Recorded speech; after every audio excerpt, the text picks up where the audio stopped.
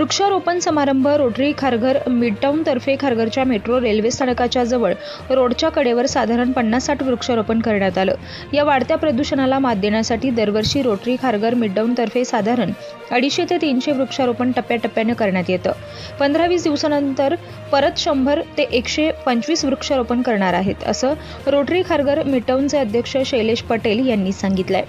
Secretary Sunita बजाजने सांगितलं की आम्ही या वृक्षारोपण केल्यानंतर पण या सर्व झाडांना थोडी मोठी होईपर्यंत त्यांची काळजी घेणार आहोत। या सर्व झाडांना पाणी आणि खताची कमी होणार नाही याची काळजी आम्ही घेतलेली आहे, असे सर्व्हिस प्रोजेक्ट डायरेक्टर डॉक्टर रवी किरण यांनी म्हटलं आहे। या प्रसंगी रोटरी खारघर मिडटाउनचे 12 ते 15 सदस्य आणि त्यांचे परिवार उपस्थित होते। पनवेल, नवी मुंबई आणि रायगड जिल्ह्यातील ताज्या बातम्या आणि नवीन घडामोडी पाहण्यासाठी सबस्क्राइब करा कोकण संध्या न्यूज चॅनल आणि दाबा बेल आयकॉन।